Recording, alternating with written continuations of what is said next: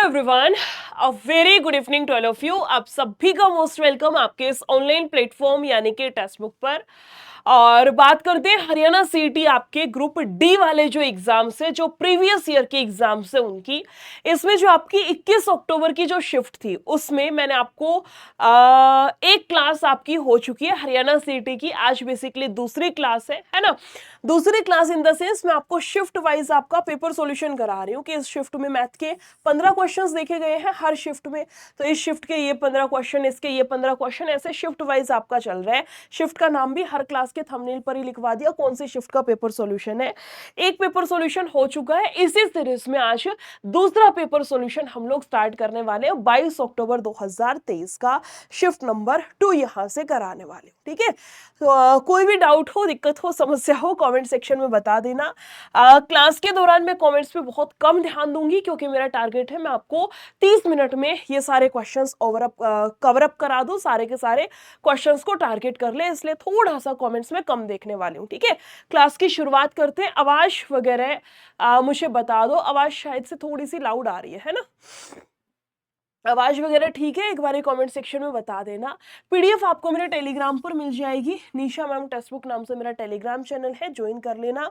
इसी क्लास का description box में लिंक है और इसकी पीडीएफ आपको यहीं पर मिलने वाली है। अब शुरुआत करते हैं पहले क्वेश्चन के संग। पहला क्वेश्चन आपका ग्रुप डी का ये वाला देखा गया था, जिसमें बोला गया कि एक स्कूल में छात्रों की संख्या और छात्राओं की संख्या यानी कि महिला मित्र की संख्या और वो दोनों दे रखी है ना। 4 और 5 का अनुपात है। इसने बोला 100 नई छात्राएं, सॉरी, इसने बोला 100 छात्राएं स्कूल छोड़ देती हैं तो अनुपात जो है वो 6-7 का हो गया।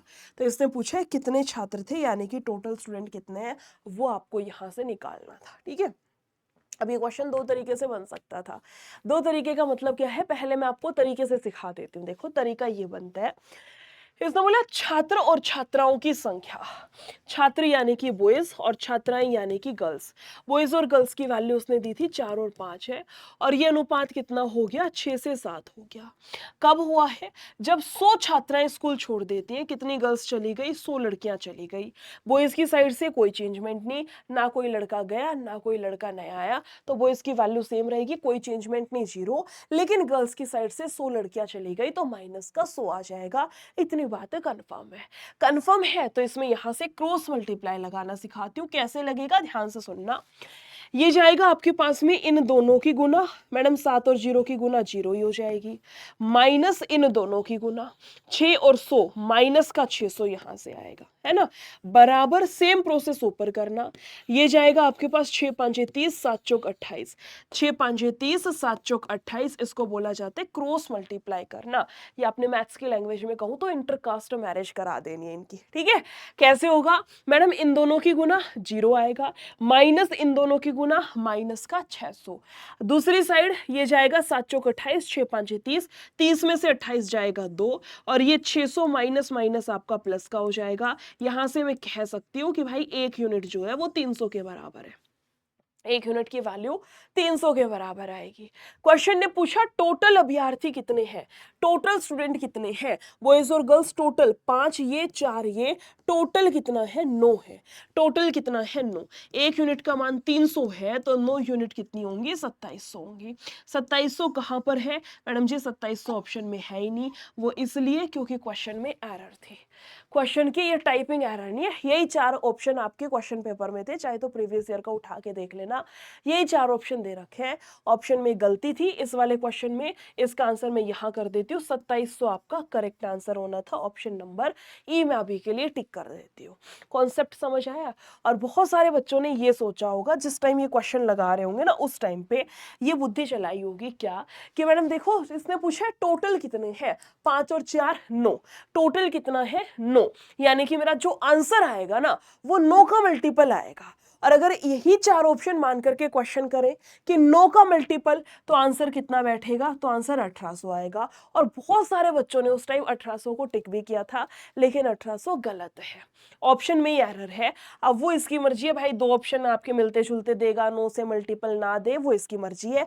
मैंने आपको तरीका सिखा दिया, इस तरीके को बोला जाता है क्रॉस मल्टीप्लीकेशन। बहुत अच्छा है, बहुत इंपॉर्टेंट है, इतने सारे क्वेश्चंस को फटाफट से सॉल्व करा देता है, याद रखना, ठीक है।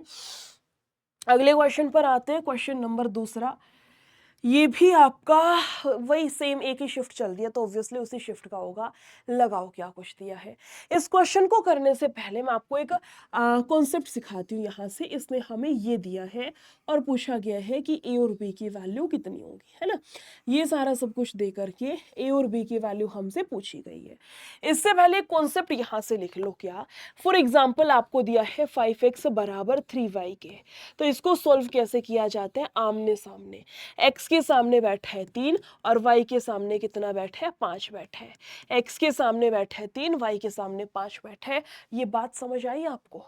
क्या बोला मैंने कि जब भी पूरे मैथ्स के अंदर कभी भी किसी भी क्वेश्चन की बात कर रही हूं, पूरे मैथ्स के अंदर अगर कभी भी ऐसी इक्वेशन आपको दिख जाए, जैसे मैं लिख दूं 5p बराबर 9q के, तो इसका मतलब p के सामने 9 बैठा है तो p की वैल्यू 9 हो गई, और q के सामने 5 है तो q की वैल्यू 5 होगी। समझ आई बात। यानी कि जिसके सामने जो बैठा है ना, उसकी एग्जैक्ट वैल्यू वही होती है। तो यही सेम लॉजिक क्या मैं इस क्वेश्चन में लगा सकती हूँ। जैसे जैसे जैसे जैसे जैसे जैसे इसने दिया है मुझे a प्लस बी का 10%, a प्लस बी और का मतलब गुना 10%, बराबर है a माइनस बी और का मतलब गुना और भाई 50%। इसके प्रतिशत से इसका प्रतिशत पहले ही काट दिया, इसके प्रतिशत से इसका प्रतिशत पहले ही मैंने उड़ा दिया, ठीक है। मैंने बोला आमने सामने वाली वैल्यू, आमने सामने वाली वैल्यू, यानी कि मैं कह सकती हूँ a प्लस बी के सामने 50 बैठा है तो a प्लस बी की वैल्यू कितनी हो गई, 50। और a माइनस बी के सामने कौन बैठा है, a माइनस बी के सामने 10 बैठा है, इसकी वैल्यू 10 हो गई। इतना समझ आ गया। मुझे पता है क्वेश्चन ऐसे हो जाएगा कि मैडम इसकी गुना इसके साथ 10a प्लस का करा होगा 10b बराबर 50a प्लस का किया होगा 50b, a एक साइड b एक साइड घटा बढ़ा के तब जा करके आंसर आ जाएगा। मुझे बहुत अच्छे से पता है ना। तो कृपया करके कमेंट सेक्शन में ये ना लिखना कि मैम ऐसे हो जाता, कुछ सिखा रही हूँ तो तरीके की चीज सिखा रही हूँ, इस तरीके से जाओगे ना सीधा दिमाग में क्वेश्चन हो जाएगा। समझना बात को। अब मैंने इतनी बारी आपको ये भी सिखाया कि जब भी ऐसी दो इक्वेशन बन जाए कि a प्लस बी इतना है और a माइनस बी इतना है, जब भी ऐसी दो इक्वेशन बन जाए तो a और b की वैल्यू कैसे निकाली जाती है। बोट एंड स्ट्रीम में नाव और धारा में सिखाया था कि x plus y for example 5 है, x माइनस वाई आपका दे रखा है फॉर एग्जाम्पल 3 है, तो x की वैल्यू निकालने के लिए बोल रखा है दोनों को जोड़ के आधा, y की वैल्यू निकालने के लिए दोनों को घटा के आधा किया जाता है। सेम कॉन्सेप्ट यहां से भी लगा दो, सेम कॉन्सेप्ट यहां से भी लगाएंगे। अगर a की वैल्यू निकालनी है, दोनों ने जोड़ के आधा, दोनों दोनों 50 और 10 60, 60 का आधा यानी कि 30 कर दो सीधा, a की वैल्यू 30 आएगी। b की वैल्यू दोनों को घटा करके आधा, घटाऊंगी 40, 40 का आधा कितना आएगा, 20 आएगा। इसने पूछा क्या है, इसने पूछा a अनुपात b कितना होगा। a की वैल्यू 30 आई है, b की वैल्यू 20 आई है, यहां से काटना, इससे ये कैंसिल, आंसर बैठेगा 3 और 2 का अनुपात। ऑप्शन नंबर डी करेक्ट है। मैंने बोला इस क्वेश्चन को दिमाग में भी किया जा सकता था। कैसे, मैं पेन रख रही हूं, आप भी रख देना, ठीक है। सुनना चीज को कैसे, मुझे सीधा पता है आमने सामने वाली वैल्यू है a प्लस बी मेरा 50, a माइनस बी 10 होगा।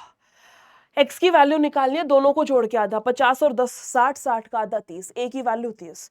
b की वैल्यू निकालनी है, 50 में से 10 घटाओ 40, 40 का आधा 20 आएगा। 30 और 20 अनुपात 3 2 का आएगा, सीधा टिक किया जा सकता है। समझ आई चीजें, आया समझ में। चलो फिर आगे चलते हैं। बोला गया था साधारण ब्याज का क्वेश्चन कि कोई राशि 10 साल में दोगुनी हो जाती है तो साधारण ब्याज की वार्षिक दर क्या होगी। ऐसा क्वेश्चन भी मैंने मोस्टली हर एक शिफ्ट में देखा है कि साधारण ब्याज का क्वेश्चन है और ऐसे वाला क्वेश्चन है जिसमें कि ब्याज की दर पूछी गई है। क्या बोला है क्वेश्चन ने कि 10 साल में कोई राशि दोगुनी हो गई। दोगुनी का मतलब आपने 1 रुपया उधार दिया और वो आपको 2 रुपया वापस कर रहे हैं। भाई वो 2 रुपये क्यों वापस करेगा, रिश्तेदार थोड़ी ना लाग रहा है हमारा, है ना। वो 2 रुपए क्यों वापस करेगा? क्योंकि उसमें 1 रुपए का ब्याज लग गया। हमने 1 रुपया उधार दिया और वो 2 रुपए वापस कर रहा है, मतलब उसमें 1 रुपए का ब्याज जुड़ गया। और ये 1 रुपए का ब्याज कमाने में आपको टाइम लगता है 10 साल का। इस 1 रुपए के ब्याज को कमाने में आपको टाइम लगता है 10 साल का। क्वेश्चन ने पूछा आपका रेट ऑफ इंटरेस्ट, ब्याज की दर क्या है। ब्याज की दर निकालनी है, 2 तरीके से हो सकता है। रेट ऑफ इंटरेस्ट 2 तरीके से निकाली जा सकती है। एक तो हमें पता है फॉर्मूला कि SI बराबर PRT बटा 100, वो चिपका दो यहां से, PRT बटा 100, उसके अंदर वैल्यूज रख दो। सबको पता होगा ये वाला फॉर्मूला। तो ब्याज कितने का है? 1 रुपए का। P फॉर प्रिंसिपल, ये आपका मूलधन है ना, P फॉर प्रिंसिपल, और ये आपका मिश्रधन यानी कि अमाउंट है। 1 रुपए का ब्याज, प्रिंसिपल 1 है, रेट ऑफ इंटरेस्ट पता नहीं, टाइम है 10 साल, बट्टे में जाएगा 100। इसको मैं सॉल्व करूंगी तो आर का मान कितना होगा? 10% होगा। ऑप्शन नंबर सी करेक्ट है। एक तो ये तरीका हो गया, है ना। अब इसको भी अवॉइड किया जा सकता है, इस वाले तरीके को भी अवॉइड किया जा सकता है। मैंने आपको सीधा बता रखा है क्या, कि साधारण ब्याज का क्वेश्चन जब भी आएगा, सिंपल इंटरेस्ट का क्वेश्चन, साधारण ब्याज के क्वेश्चन में ब्याज की दर, रेट ऑफ इंटरेस्ट निकालने का सीधा तरीका होता है कि 1 साल का ब्याज बटे में प्रिंसिपल और गुना बिठा दो 100 से। इसको लगाओ, 1 साल का ब्याज, ब्याज कितना है? 1 रुपया, मगर 10 साल का है, बटे में प्रिंसिपल, गुना बिठा दो 100 से। यहां से काटोगे, सीधा समझ आएगा कि 10% हमारा करेक्ट आंसर है। आया समझ? चलो फिर इसके बाद में तुम्हें होमवर्क दे देती हूँ एक छोटा सा। मुझे बताओ, चक्रवृद्धि और साधारण ब्याज का 2 साल का अंतर निकालने का फॉर्मूला क्या होता है, और चक्रवृद्धि और साधारण ब्याज का 3 साल का अंतर यानी कि डिफरेंस निकालने का फॉर्मूला क्या होता है? कमेंट सेक्शन में छाप देना, जिस जिस बच्चे को पता हो। क्लास के बाद अलग से करना कमेंट सेक्शन में, ठीक है। जो भी अलग से कमेंट सेक्शन में क्लास के बाद आंसर करता है ना, उनका अगली क्लास में मैं नाम अनाउंस करती हूँ। मेरी क्लास की खासियत है, इस वाले बैच में भी स्टार्ट कर दूंगी, ऐसा ही करना। अगर काफी सारे बच्चे आंसर करते हैं तो याद रखना, ठीक है। अगले क्वेश्चन पर आते हैं। तब तक बोला गया है 50 संख्याओं का औसत 38 है। 50 संख्याओं का औसत कितना है? 38 है। यदि दो संख्या 45 और 55 को हटा दिया जाए तो बची हुई संख्याओं का औसत क्या होगा, ये आपको निकालना था। एवरेज का बहुत सिंपल सा क्वेश्चन है। औसत का फॉर्मूला मेरे ख्याल से आप सभी को पता होगा, है ना। औसत का क्या फॉर्मूला है मैडम? 2 ही तो फॉर्मूला है। 2 फॉर्मूला का मतलब एक तो ये होता है कि आपका जो एवरेज है, जो औसत है, वो किसके बराबर होता है? जितनी संख्याएं दे रखी हैं उनका योग कर दो और जितनी नंबर ऑफ डिजिट है उससे भाग कर दो। एक तरीका तो ये होता है ना। और एक फॉर्मूला आपका ये भी काफी बारी आता है, मुझे योग निकालना है तो क्या करेंगे? योग निकालना है तो नीचे भाग में इसको ऊपर भेज दो, यानी कि औसत की गुना कर दो जितनी संख्या उसके साथ में। औसत की गुना करा दो जितनी संख्याएं हैं उसके साथ में, हमारे पास योग आ जाएगा। समझ आई बात? सेम कॉन्सेप्ट पर अपने क्वेश्चन पर चलते हैं। इसने बोला 50 संख्याओं का औसत 38 है, मैं यहां से योग निकाल लूं। मैं यहां से 50 संख्याओं का योग निकाल लूं, क्या निकाल सकती हूं? औसत 38 है तो योग कितना होगा? औसत 38 है तो योग कितना होगा 50 संख्याओं का? 8 5 40, 5 15 और 4 19, यानी कि कह सकते हैं 1900। योग कितना आएगा? 1900 के बराबर आएगा। इतना तो कंफर्म है। बोला दो संख्या 45 और 55 को हटा दिया। एक 45 और एक 55 को हटा दिया। दो संख्या, एक 45 और एक संख्या आपकी 55 है ना। यानी कि मैं कह सकती हूँ उसने 100 हटा दिया। 45 और 55, यानी कि कह सकते हैं इसने 100 निकाल दिया इसमें से बाहर। कितना था? 1900। 1900 में से 100 बाहर निकाल दिया, बचेगा कितना? 1800। बचेगा कितना? 1800। और संख्या कितनी थी? संख्या इसके पास में 50 थी, इसने दो संख्या निकाल दी यानी कि 48। 48 संख्याओं का योग 1800 है। समझ आई बात? इसके पास 50 संख्या थी जिसका योग इसने बोला 38 था, मैंने यहां से टोटल निकाल दिया, 1900 आ गया। इसने बोला दो संख्या, एक 45 एक 55, यानी कि टोटल 100 इसने बाहर निकाल दिया। 1900 में से 100 जाएगा तो 1800 बचेगा। इसने बोला बची हुई संख्याओं का औसत कितना है? बची हुई संख्याओं का, कितनी संख्या थी टोटल? 50 थी, 50 में से दो संख्या चली गई, अब कितनी बच गई? 48। तो 48 संख्याओं का जो योग है वो 1800 है। तो ये औसत कितना आएगा, योग के बटे में जितनी संख्या है वही तो करते हैं एवरेज निकालने के लिए कि योग नीचे जितनी संख्या उससे भाग कर दो। 3 से घट रहे, 3 से जाएगा 600 और ये जाएगा आपके पास में 16 पर, है ना। यहाँ से घटेगा 4 चौक 16, 4 से जाएगा 25 पे, ये घटेगा 2 पर और 2 तिया 6, ये जाएगा मेरे पास 75 बट्टा 2 और ये जाएगा 2 तिये 2 साते 14, 37.5 आपका यहाँ से बिल्कुल करेक्ट आंसर है। 37.5, 37.5 ऑप्शन नंबर सी करेक्ट था। अगले पे आते हैं क्वेश्चन नंबर 5वां। थोड़ा सा मैं स्पीड जानबूझ के फास्ट लेके चल रही हूँ क्लास की, हो सकता है आपको फास्ट लग रहा हो तो भाई थोड़ा सा स्पीड, यूट्यूब तो आपको एक्सेस देता है ना, स्पीड आपके हाथ में टीचर की, है ना। फास्ट स्लो अपने हिसाब से करके देख लेना। और थोड़ा सा क्लास सिर्फ इसलिए फास्ट है क्योंकि 30 मिनट में मुझे आपको क्वेश्चंस कराने हैं पूरे के पूरे 15, ठीक है। चलो, बोला गया है कि व्यक्ति एक काम को 15 दिनों में कर सकता है, उसके फादर 20 दिन में कर सकते हैं, जबकि उसका बेटा 25 दिन में कर सकता है। तीनों मिलकर के काम को कितने दिन में करेंगे ये आपको निकालना है। ये मैं लिख लूँ, मैं लिख लेती हूँ मैन, जो व्यक्ति है वो, ये उसके फादर और ये उसका बेटा यानी कि सन।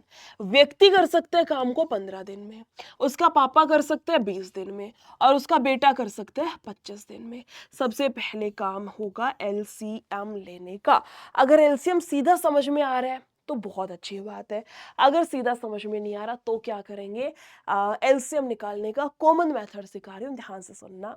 इन सब में से कॉमन मुझे 5 नजर आ रहा है, 5 तिया 15, 5 चौका 20, 5 5 25 होगा। अंदर से अब कुछ भी कॉमन नहीं आ रहा, गुना कर दो, 4 तिया 12, 12 पंजे 60, बाहर बैठे 5, 6 पंजे 30 यानी कि 300 आपका एलसीएम बैठेगा।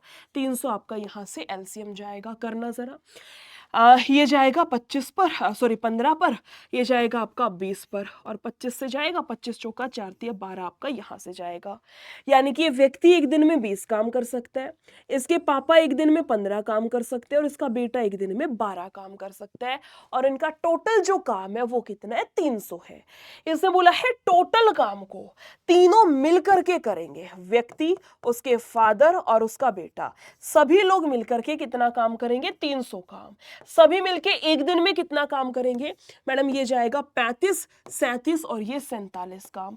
सब लोग मिलकर के एक दिन में 47 काम करेंगे तो टोटल 300 काम करने में कितना इनको समय लगेगा ये आपको यहां से निकालना है।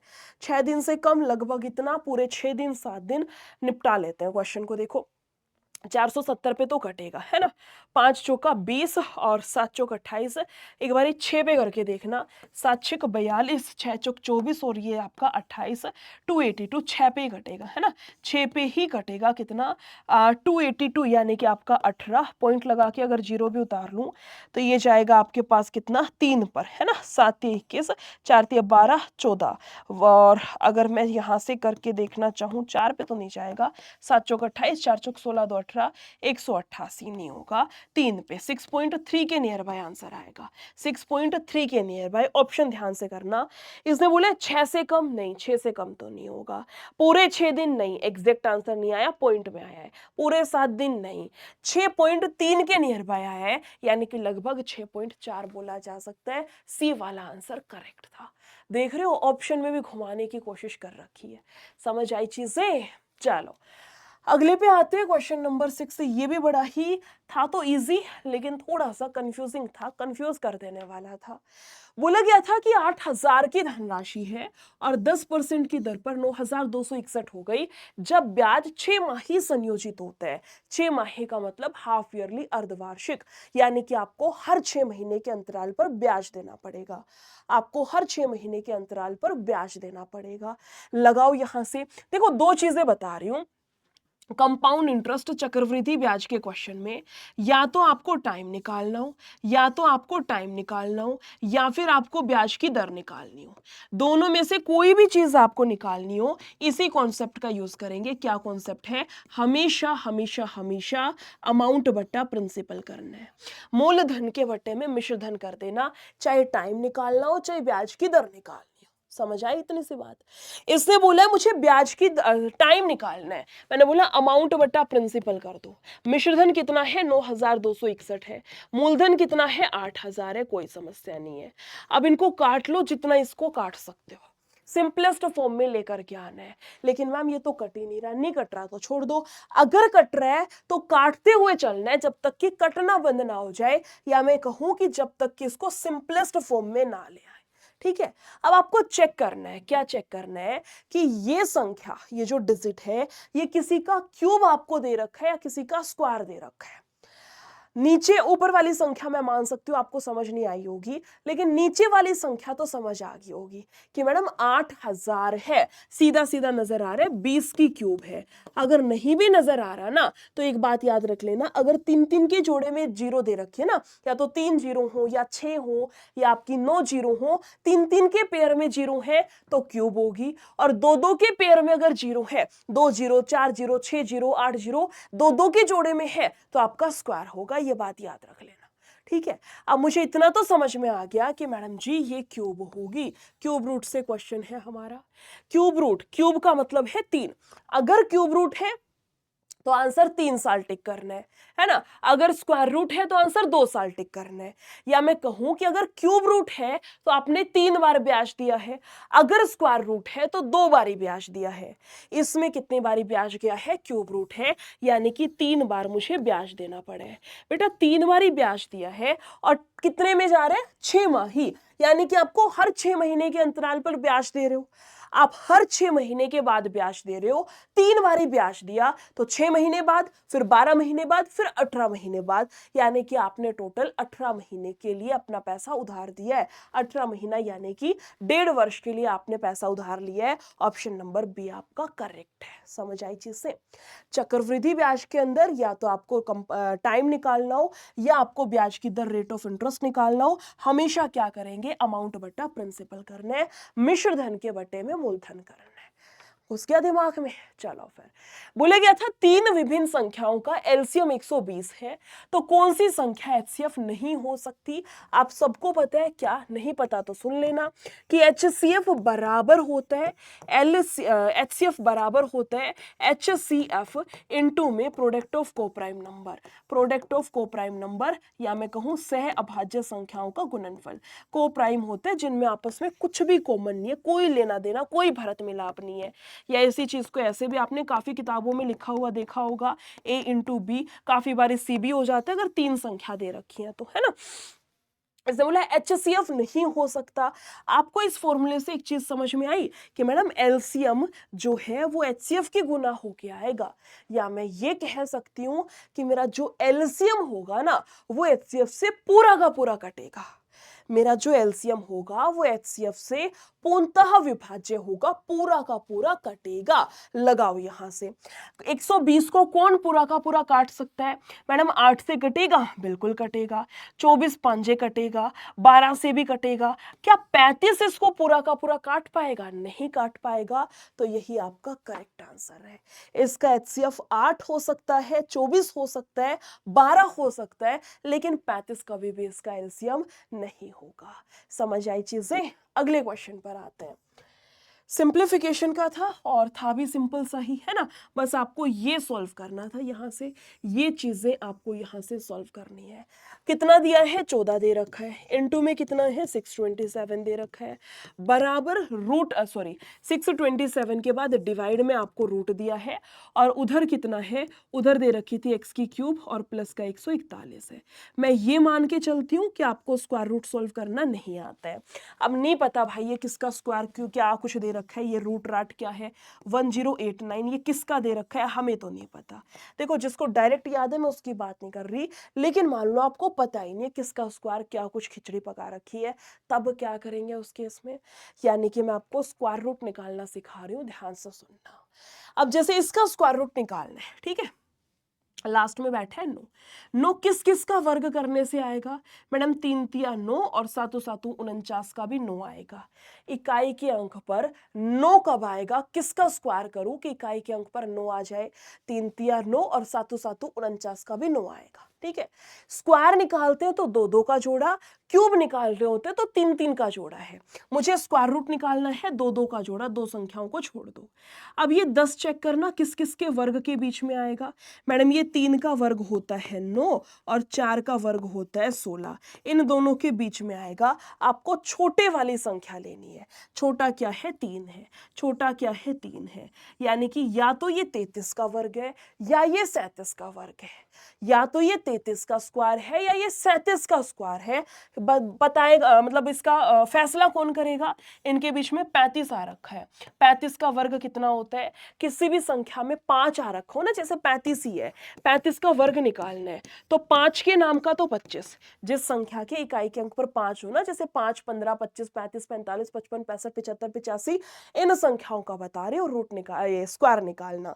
5 के नाम का 25, 3 से अगला 4 गुना करा दो, 4 तिया 12, तो 35 का वर्ग हो गया 12 25। 35 का वर्ग कितना हो गया? 12 25 हो गया। मान लो आपको निकालना है 85 का वर्ग। क्या सिखाया? 5 के नाम का 25, 8 से अगली संख्या 9, 9 8 72, आंसर होगा 72 25 का। समझ में आई बात? कमेंट सेक्शन में छाप दो 65 का वर्ग कितना होता है, 65 का स्क्वायर कितना है, सबका आंसर चाहिए मुझे, जल्दी से छाप दो आंसर। मैं बता रही थी आपको इनके बीच में 35 है, ये 1225 से छोटी संख्या है, छोटी है तो मेरा आंसर 33 हो जाएगा, है ना। 35 का वर्ग 1225 और ये संख्या उससे भी छोटी है, यानी कि छोटे वाला 33 हमारा यहां से आंसर है। डिवाइड में कितना आएगा? 33 आएगा। डिवाइड में 33 है, इसको लिख दीजिएगा नीचे 33, यानी कि इस तरीके से। अब तो बस कटपिटा के सॉल्व करना था। जैसे 11 तिया, ये जाएगा 11 पंजे 55, 11 साते 77 होगा, है ना। 3 से काटना, 3 एकम 3 से जाएगा आपका 9 पर। यहां से सॉल्व कर ले, ये जाएगा मेरे पास कितना? 19, और ये जाएगा आपके पास में कितना? 266, एक्स क्यूब प्लस का 141 है। यहाँ से सॉल्व करना 141, ये जाएगा 5 2 1, यानी कि 125। एक्स क्यूब कितना है? 125 के बराबर है, तो मैं कह सकती हूँ कि एक्स की वैल्यू कितनी आएगी? 5 आएगी। मैं कह सकती हूँ कि एक्स की वैल्यू कितनी जाएगी? 5 जाएगी। इसने आपसे यही पूछा था कि एक्स की वैल्यू कितनी है। समझ आई चीज? चलो मुझे 2 क्वेश्चन बता दो यहाँ से। एक तो मुझे यही बता दो, क्या बताना है? 75 का वर्ग कितना होगा, एक मुझे बता देना 125 का स्क्वायर कितना होगा, और एक मुझे बता दो यहाँ से 135 का स्क्वायर कितना होगा। अगर कहते हो मामा आपने जो अभी अभी 5 वाली ट्रिक सिखाई वो हम सबको समझ में आ गई तो ठीक है। अब भी जो कमेंट्स आ रहे हैं मैं नहीं पढ़ने वाली, लेकिन अगर क्लास के बाद अलग से कमेंट में आंसर करोगे तो आई प्रोमिस यू सबका रिप्लाई करूंगी, ठीक है। अभी मैं कमेंट देख ही नहीं रही, मैंने बताया क्लास थोड़ी सी मुझे फास्ट चलानी है, बस यही रीजन है, ठीक है। चलो फिर क्वेश्चन ने क्या बोला है आपको यहां से कि 3 कारों की जो गति है, 3 कार है उनकी स्पीड आपको दे रखी है 2 3 4 है। एक सी दूरी यानी कि एक समान दूरी तय करने में कार के द्वारा लिया गया समय का अनुपात क्या होगा। इसके लिए मैं आपको एक छोटा सा कॉन्सेप्ट है वो समझाती हूँ, ध्यान से सुनना। कॉन्सेप्ट क्या है आपका? कॉन्सेप्ट हमारा ये है कि मैडम जी टाइम बराबर है डिस्टेंस बाय स्पीड के। ये फॉर्मूला तो मेरे ख्याल से सबने बेरा होगा, है ना, कि समय बराबर दूरी बट्टा चाल है, ये तो सबने बेरा होगा। करना क्या है क्वेश्चन के अंदर? इसने बोला एक सी दूरी यानी कि दूरी समान है, डिस्टेंस बराबर है, डिस्टेंस बराबर है, इसको हटा दो। टाइम और स्पीड में इनवर्स रिलेशन है, टाइम और स्पीड दोनों में इनवर्स रिलेशन है। इनवर्स रिलेशन का मतलब उल्टा। उल्टा कैसे होगा? जैसे मैं कहूं 2 व्यक्ति हैं जिसमें एक व्यक्ति हो गया ए और दूसरा बी, है ना।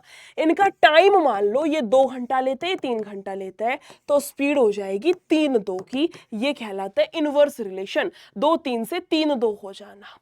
टाइम और स्पीड में इनवर्स रिलेशन है। मैडम 2 3 से कितना हो गया? 3 2 हो गया। कुछ और एग्जांपल लिख लो। मैं कह रही हूं ये P है ये Q है, इनकी स्पीड चाल है इसकी 5 की इसकी 8 की, तो टाइम कितना होगा? आप कहोगे 8 5 का टाइम हो जाएगा। ये कहलाता है इनवर्स रिलेशन होना। ये कहलाता है आपका इनवर्स रिलेशन होना। आपको पता है टाइम एंड वर्क जो चैप्टर है उसमें भी इनवर्स रिलेशन लगता है। स्पीड सॉरी टाइम और इसमें एफिशिएंसी और टाइम में आपका इनवर्स रिलेशन होता है समय और क्षमता के अंदर, है ना, वो वहां आएगा तब भी समझाऊंगी, बट कॉन्सेप्ट यही है, तरीका आपका ऐसे ही लगेगा। अब आते हैं अपने क्वेश्चन पर वापस से कि मैम कॉन्सेप्ट तो हमें समझ में आ गया है, लेकिन इतनी सी बात है, अब की बारी 3 वैल्यू दे दी इसने, 3 व्यक्तियों की चाल दे दी, कितनी कितनी, 2 है, 3 है और 4 है। इसने मान लो ए है, ये बी है और ये सी हो गया, है ना। स्पीड दे रखी है और टाइम पूछ रखा है, इतनी सी बात है, स्पीड दे रखी है और टाइम पूछ लिया। मैम देखो 2 वैल्यू थी तो बड़े ही आराम से कर दिया, सीधा पलटी खुआनी है चीजों की, और क्या करना था, लेकिन 3 आ गया तो क्या करेंगे। अगर 3 वैल्यू या ये 4 वैल्यू दे दे या ये 5 व्यक्तियों की चाल दे दे और समय पूछ ले, उसमें ये इनवर्स रिलेशन, इनका उल्टा रिश्ता कैसे निभाएंगे हम लोग, है ना, ये रिश्ता क्या कहलाता है। अब की बारी इनका करना क्या है, ध्यान से सुनना। अगर ए की वैल्यू निकाल रहे हैं ना, तो ए को छुपा के बाकी 2 की गुना, 4 और 3 की गुना, 4 3 12 होगा। बी की वैल्यू निकाल रहे हो, बी के अलावा 4 और 2 की गुना, 4 दूनी 8 होगा। और सी के निकाल रहे हो तो सी ने छुपा लो, 3 और 2 3 दूनी 6 होगा। कट रहे 2 से 6 पर, 2 से 4 पर, 2 से कटेगा 3 पर, 6 4 3 का अनुपात 6 4 और 3, 6 4 और 3, ऑप्शन नंबर डी हमारा करेक्ट होगा। समझ आई बात। अगर 2 दे रखी है तो सीधी की सीधी, और 2 नहीं दे रखी, 3 संख्या या 4 है, भाई अगले का दिमाग फिर जा तो 5 भी है ना। अगर इतनी इतनी डिजिट दे रखी है तो इस वाले तरीके का यूज कर लेना, आंसर 100% करेक्ट आएगा। अगले पे आते हैं इसी खुशी में, क्वेश्चन नंबर 10वां, इसमें लगाओ बुद्धि, क्या कुछ दिया है। एलिगेशन लग जाएगा, साफ साफ नजर आ रहा है, एलिगेशन लग जाएगा, साफ साफ नजर आ रहा है, लगाना जरा एलिगेशन, क्या कुछ दिया है।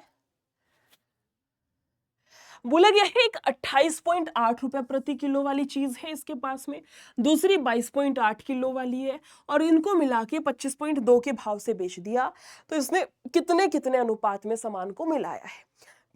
एलिगेशन कैसे लगेगा, एक है 28.8 रुपए किलो वाला, दूसरा है 22.8 रुपए किलो वाला है, और दोनों को मिला करके 25.2 रुपए के भाव से इसने बेच दिया है। आपको यहां से एलिगेशन लगाना है, कैसे लगेगा मैडम जी, इन दोनों का अंतर यहां लिख दो और इन दोनों का अंतर यहां लिख दो, दोनों को घटाना है। अब 8 में से 2 जाएगा, 6 आएगा, बात तो सही।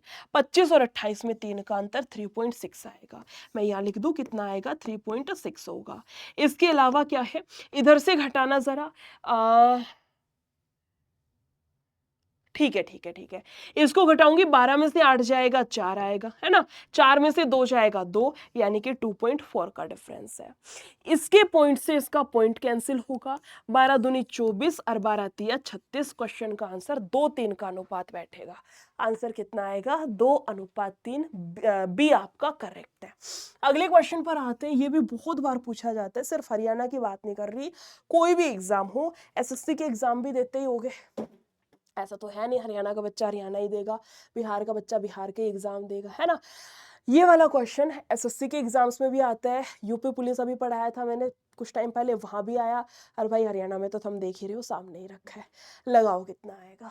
चलो मुझे कमेंट सेक्शन में ना सभी बच्चे, क्लास के बाद, अभी नहीं, क्लास के बाद कमेंट सेक्शन में सभी स्टूडेंट्स ये लिख देना आप कौन सी कौन से डिस्ट्रिक्ट से हो, हरियाणा की कौन से डिस्ट्रिक्ट से हो, अपने गाँव का नाम और डिस्ट्रिक्ट का नाम एक बार मुझे कॉमेंट सेक्शन में बता देना, ठीक है। बोला गया है आधार त्रिज्या 3 सेंटीमीटर, ऊंचाई 5 सेंटीमीटर वाले धातु के ठोस बेलन को पिघला करके शंकु बनाया जाता है, जिसमें प्रत्येक की ऊंचाई 1 सेंटीमीटर और आधार की त्रिज्या 1 mm दे रखी है। पूछा गया क्वेश्चन के अंदर, इस प्रकार बने शंकुओं की संख्या कितनी है। जब भी ऐसा क्वेश्चन आए ना जिसमें बोल रखा हो कि पिघला करके, या इंग्लिश में कहेगा कि melted and recast, melted and recast मतलब एक आकृति को पिघला के दूसरी आकृति इसने बना दी। एक डिजाइन को पिघलाया, जैसे शंकु, इसने क्या पिघलाया है, बेलन को पिघला करके उसने शंकु बना दिए, है ना। तो एक फिगर, एक आकृति को पिघला के दूसरा बना दिया, तो उस केस में, उस क्वेश्चन के अंदर, उस केस में क्या करेंगे, दोनों आकृतियों की वॉल्यूम यानी कि आयतन को बराबर रख दो। दोनों की वॉल्यूम बराबर रख दो। जैसे जैसे इसने बोला बेलन, बेलन की कितनी होगी पाई आर स्क्वायर एच, और इसने शंकु बनाया, शंकु की 1/3 पाई आर स्क्वायर एच होगी। कितने शंकु बने हैं मुझे नहीं पता, मैंने मान लिया n शंकु बने हैं, 5 10 15 20 जितने भी शंकु बने हैं मैंने यहाँ पर लिख लिया। अब जो कुछ कट रहा है यहीं से काट दो, जैसे इससे तो ये कैंसिल, और तो कुछ कट नहीं रहा, वैल्यूज रखो। आधार की त्रिज्या थी 3 सेंटीमीटर, तो 3 का हो गया वर्ग, इनटू में हाइट कितनी दे रखी है भाई 5 सेंटीमीटर बराबर 1/3, रेडियस कितनी दे रखी है इसमें 1 सेंटीमीटर, रेडियस का स्क्वायर, और इनटू में हाइट है 1 mm, इसको चेंज करेंगे नीचे जाएगा 10 आएगा, काट दो। जैसे जैसे जैसे जैसे जैसे तो ये जाएगा आपके पास, कितना ज्यादा नहीं हो जाएगा 1/3 पाई आर स्क्वायर इंटू में एच, रेडियस कितनी दे रखी है, ऊंचाई भी एक है, तीन, एक सेकंड रुकना, आधार त्रिज्या 3 सेंटीमीटर, कोई गलती तो नहीं करती मैंने, pi R square H 1/3 pi R square H into N, pi से पाई कैंसिल, रेडियस का स्क्वायर 3 है, और इंटू में हाइट है 5 है, पिघला के शंकु बनाया है 1/3, रेडियस कितनी है 1 है, अच्छा ऊंचाई 1 सेंटीमीटर है, रेडियस 1 mm है, 1 mm है, यहां भी चेंज करेंगे, और हाइट कितनी है इसकी 1 दे रखी है। करना एक बार जरा, ये जाएगा आपके पास कितना 3 3 9 9 5 45 है ना, 3 3 9 9 5 45 इंटू 300 आएगा यहाँ से, इंटू 300 आएगा यहाँ से, एन की वैल्यू निकालना, 5 3 15 4 3 12 और 1 13, ये बैठेगा आपके पास में 13,500, 13,500 डी आपका करेक्ट है, 13,500 डी आपका करेक्ट होगा। कोई वैल्यू गलत तो नहीं लिख दी मैंने, कंफ्यूजिंग नहीं दे रखा, कंफ्यूजिंग कुछ नहीं है, बस ये थोड़ा सा वैल्यूज में कर रखा है। 3 सेंटीमीटर थी रेडियस का स्क्वायर, इनटू हाइट होगी भाई 5 बराबर 1/3 रेडियस का स्क्वायर, रेडियस कितनी है, ऊंचाई 1 सेंटीमीटर, रेडियस 1 mm है, तो 1/10 इंटू में हाइट, हाइट कितनी आएगी n, और n संख्या है ये, ठीक है ठीक है, आंसर कितना बैठेगा 13,500, ऑप्शन नंबर डी करेक्ट है। ऑप्शन बड़े तगड़े दे रखे थे इस क्वेश्चन के, है ना, चारों ऑप्शन ऐसे थे जो बच्चे का आंसर आ सकता है, और हो ना हो जल्दबाजी में आधों का तो आया भी होगा।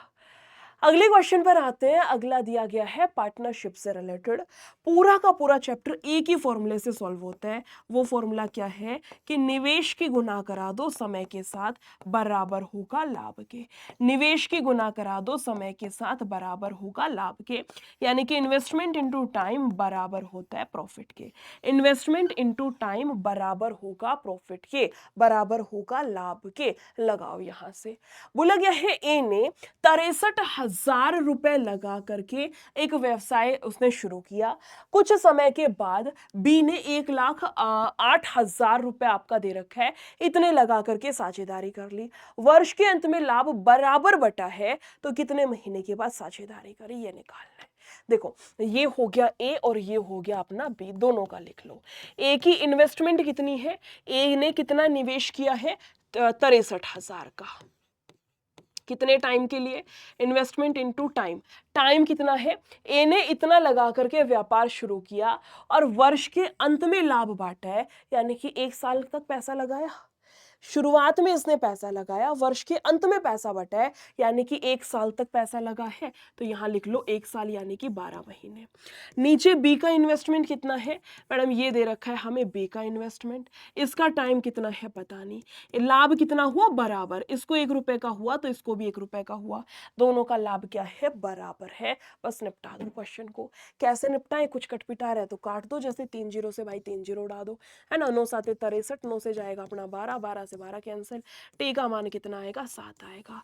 अगर पूछे बी ने अपना पैसा कितने महीने के लिए निवेश किया, तो आंसर 7 अपना सही था, लेकिन इसने क्या पूछा कितने समय के बाद उसने साझेदारी करी है, बोला ना कितने समय के बाद बी ने साझेदारी करी, तो मैडम पूरे 12 महीने का हिसाब किताब था, और उसने केवल आखिरी के 7 महीने पैसा निवेश किया, यानी कि वो शुरुआत से 5 महीने के बाद आया होगा। 1 साल के बाद हिसाब किताब कर रहे हैं, मान लो 1 साल का बैच है और आप पहुंचे उसमें सिर्फ आखिरी के 7 महीने, है ना, यानी कि बोल सकते हैं आपने 5 महीने के बाद बैच को ज्वाइन किया था, वही बात थी, वही कॉन्सेप्ट था, 5 आपका करेक्ट है। अगले पे आते हैं। बोला गया अंक है आपको, ये कुछ डिजिट दे रखी है, इन अंकों का यूज करके 4 अंकों की बड़ी से बड़ी और छोटी से छोटी संख्या कौन सी होगी। बोला गया प्रत्येक अंक एक ही बार प्रयोग किया जाना है, यानी कि आपका रिपीटेशन अलाउड नहीं है। बड़े से बड़ा तो बना लिया होगा बहुत सारे बच्चों ने, है ना। अंक क्या है, 4 है, 0 है, 3 है और 7 है। अगर मैं सबसे बड़ी संख्या यहां से निकालना चाहूं तो सबसे बड़ा आगे लगा दो, सबसे बड़ा 7 है, उससे छोटा 4, उससे छोटा 3, उससे छोटा 0। अगर सबसे छोटी संख्या निकालनी है तो सबसे छोटा आगे, सबसे छोटा 0, फिर 3 है, फिर 4 है, फिर 7 है। लेकिन ये 3 अंक की संख्या बन गई, ये 3 अंक की संख्या बन गई। 0 3 4 7 347। बेटा 347 3 अंक की संख्या होती है। इसने बोला 4 अंक की संख्या निकालनी है, तो क्या करेंगे, क्या करेंगे इस केस में, हम इनको आपस में पलटा दो, इनकी जगह आपस में बदल दो। बदल दो मतलब 0 3 नहीं, 3 0 कर दो, 3 0 4 7 कर दो। ये आपके क्वेश्चन का करेक्ट आंसर 7430 और 3 0 4 7 डी आपका यहां से करेक्ट आंसर था। अगले पे आते हैं क्वेश्चन नंबर 14। बोला हरीश ने एक पुराना स्कूटर है 4700 में खरीदा, 800 रुपए इसकी मरम्मत पर खर्च कर दिया और 5800 रुपए में बेच दिया, तो इसका लाभ प्रतिशत क्या है।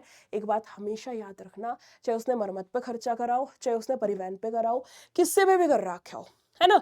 बात ये है जितना भी खर्चा हुआ है ना एक्स्ट्रा, सारा सब कुछ मिला करके फिर उसका क्रय मूल्य बैठेगा, सारा सब कुछ मिला जुला करके फिर उसका क्रय मूल्य होगा। किस तरीके से, इसने बोला 4700 रुपए का तो खरीद लिया और 800 रुपए का और खर्चा कर दिया, यानी कि ये पूरा उसका क्रय मूल्य है। और विक्रय कितना है, बेच के कितने में आया है, 5800 में। यहां से निकाल सकती हूँ मैं वैल्यू, लास्ट में तो है भाई 2 जीरो, यहां से करूंगी आपका बैठेगा 5500, यानी कि वो 5500 की चीज को 5800 में बेच के आ रहा है। 2 जीरो ने साइड भी कर कहा, यानी कि 55 की चीज 58 में बिक गई, लाभ हो गया 3 का, कितने पर, 55 पर। और प्रतिशत में आंसर चाहिए, गुना बिठा दो 100 के साथ में, कुछ कट रहा है तो काट दो, 5 से जाएगा 11, 5 दूनी 10 और 0, यहां से करेंगे 60, नीचे जाएगा 11, 11 5 55 होगा, 5 सही 5/11 प्रतिशत आपका correct answer, option number B correct है। 6 फॉर्मूला लिखवा रही हूँ, फटाफट से छाप लेना, जिसको आते हैं वो भी, जिसको नहीं आते वो भी लिख लेना। एक लिखो यहां से लाभ कैसे निकाला जाता है, जिसको आता है कमेंट सेक्शन में लिख देना। हानि कैसे निकाली जाती है, और फिर लिखना छूट यानी कि आपका डिस्काउंट, जिसको इंग्लिश में बोला जाता है, हिंदी में इसको बट्टा भी बोलते हैं, कैसे निकाला जाता है नोट करना। अगर लाभ निकालना है तो भाई विक्रय में से क्रय ने घटा दियो, है ना। हानि निकालनी है तो क्रय में से विक्रय ने घटा दियो। इसके अलावा है छूट, डिस्काउंट निकालना है अंकित में से विक्रय को घटा देना। इसी के साथ साथ है अपना एक और लिख लो 3 फॉर्मूला, इन्हीं का प्रतिशत के रूप में। अगर मैं कहूं लाभ का प्रतिशत कितना है, प्रॉफिट परसेंटेज कितना है, फिर मैं कहूं हानि का प्रतिशत कितना है, हानि का प्रतिशत कितना है, लॉस का परसेंटेज, और फिर मैं कहूं आपने कि छूट का प्रतिशत कितना है, छूट का प्रतिशत कितना है, डिस्काउंट का प्रतिशत कितना है। लाभ का प्रतिशत निकालना है तो जितने का लाभ हुआ है वो बट्टे में क्रय मूल्य गुना करा देना 100 से। हानि प्रतिशत निकालनी है तो जितने की हानि हुई वो बट्टे में क्रय मूल्य हर गुना कराएंगे 100 तय, है ना। अगर डिस्काउंट निकालना है तो जितने का डिस्काउंट दिया है, जितने की आपने छूट दी है वह लिख दो, नीचे आपका अंकित मूल्य, नीचे अंकित मूल्य और गुना कर देंगे 100 के साथ में। समझ आई चीजें, एक बार स्क्रीनशॉट ले लो जिसको भी लेना है। इंपॉर्टेंट फॉर्मूलाज हैं, ऐसे ही नहीं कुछ भी लिखवा रही हूँ, है ना। बेसिक प्लस इंपॉर्टेंट दोनों ही चीजें हैं, जिसको आते हैं उसका रिवीजन हो जाएगा, जिसको नहीं आता उसको क्लियर हो जाएगा मेरे ख्याल से। चलो फिर आखिरी क्वेश्चन है, इसका बताओ कितना आएगा। चौड़ाई पूछिए, चौड़ाई कौन सी है, वैसे ही नहीं हो जाएगा ये क्वेश्चन, तो वैसे ही कैसे अभी बताती हूँ। देखो क्वेश्चन ने बोला है आयत का क्षेत्रफल, क्षेत्रफल 460 है, क्षेत्रफल कैसे निकाला जाता है, लेंथ इनटू ब्रेथ करके, है ना। एरिया ऑफ रेक्टेंगल किसके बराबर, एल इनटू बी करके। बोला लंबाई इसकी चौड़ाई से 15 अधिक है, लंबाई जो है ना वो चौड़ाई से 15 अधिक है। अगर चौड़ाई 100 है तो लंबाई इससे 15 अधिक यानी कि 115। या मैं कहूं मैडम अगर या 23 है तो या कितनी आ जाएगी, 20 आ जाएगी, या 20 है और या 23 है। बोला गया है इसकी लंबाई चौड़ाई से 15% 5% अधिक है, तो इसकी चौड़ाई कौन सी है, इसकी चौड़ाई कौन सी है, इनमें से चौड़ाई कौन सी है। मेरे जो चौड़ाई आएगी ना वो 20 का मल्टीपल, वो 20 से कटने वाली संख्या आएगी, 20 या 20 से कटने वाली संख्या आएगी। एक बारी तरीके से सिखा देती हूँ, फिर मैं आपको ऑप्शन से भी सिखा दूंगी, ठीक है। तरीका भी जरूरी है, ऑप्शन का कोई भरोसा नहीं भाई कि 2 आंसर सेम आ जाए, कि 2 ऑप्शन आपके सेम बैठ जाए, कोई भरोसा नहीं है, ठीक है। बोला गया है इसका एरिया दे रखा है, एरिया क्या होगा, L इंटू बी, एक्स लगा लो इनके साथ, ये जाएगा 23x इंटू में जाएगा 20x बराबर 460 के दे रखा है। यहां से काटना पीटना शुरू कर लो, 0 से 0 गया, 2 दूनी 4, 2 से कटेगा 23, इससे ये कैंसिल। एक्स स्क्वायर अगर 1 है तो एक्स भी तो 1 होगा, यानी कि यही एग्जैक्ट वैल्यू। इसकी लंबाई कितनी है 23 और चौड़ाई कितनी है 20 है। इसने पूछा था चौड़ाई कितनी आएगी, 20 आपका करेक्ट है। शुरू में क्या बता रही थी, शुरू में ये बता रही थी, मुझे इतना समझ आ गया था क्या, कि लंबाई जो है वो बैठेगी 23 और चौड़ाई कितनी थी 20, यानी कि चौड़ाई वो है संख्या जो 20 से कटेगी। 20 से कौन सी संख्या कट रही थी, 20 से सिर्फ यही संख्या कट रही थी। सी आपका सीधा आंसर था, देखते ही समझ में आ रहा था। कुछ फॉर्मूलाज मैं आपको यहां से दे रही हूँ, बहुत इंपॉर्टेंट है एग्जाम के पॉइंट ऑफ व्यू से, लिख लेना। 4 फॉर्मूलाज है, ज्यादा नहीं दे रही। एक लिखना यहां से diagonal of square, diagonal of square Hindi में क्या बोलेंगे, कोई बच्चा बता सकता है, डायगोनल ऑफ स्क्वायर यहां से लिख लेना। दूसरा लिखना diagonal of rectangle, diagonal of rectangle, diagonal of rectangle. तीसरा लिखना यहां से डायगोनल ऑफ क्यूब, तीसरा यहां से लिखकर चलना है क्या, diagonal of cube, diagonal of cube, cube होती है घन। और चौथा लिखना यहां से डायगोनल ऑफ क्यूबॉइड, क्यूबॉइड क्या होता है, डायगोनल ऑफ क्यूबॉइड, क्यूबॉइड क्या होता है, कोई बच्चा बता सकता है, डायगोनल ऑफ क्यूबॉइड, क्यूबॉइड क्या होता है, कोई बच्चा बता सकता है तो कमेंट सेक्शन में छाप देना। देखो हिंदी में लिख लो, स्क्वायर होता है आपका वर्ग, रेक्टेंगल होता है आयत, क्यूब होता है आपके पास घन, और भाई क्यूबॉइड हो गया अपना घनाभ, ठीक है। डायगोनल होता है विकर्ण, डायगोनल क्या हो गया, विकर्ण हो गया, विकर्ण। विकर्ण क्या है, या तो वो सीधा बोलेगा कि ऐसे ऐसे लंबाई है, इतनी इतनी चौड़ाई है, इसका विकर्ण बताओ कितना होगा, या वो ये कहेगा कि इसकी सबसे बड़ी साइड कौन सी है, सबसे लंबी साइड, सबसे लंबी छड़ बोलता है वो, एक्चुअल लैंग्वेज बताऊं तो सबसे लंबी साइड पूछ रखी हो उसका डायगोनल निकाल के आ जाना, डायगोनल ही सबसे लंबी साइड होती है। फॉर्मूला लिखना जरा सबका, अगर स्क्वायर का पूछ लिया तो √2a होता है, रेक्टेंगल का होगा √L² प्लस b² होगा, आयत का पूछा है √3a होगा, और आपका घनाभ का पूछा है √L² प्लस b² और प्लस का h² होगा। सिर्फ एक फॉर्मूला आपके लिए छोड़ है, वो सिंपल इंटरेस्ट और कंपाउंड इंटरेस्ट वाला, कमेंट सेक्शन में बता देना।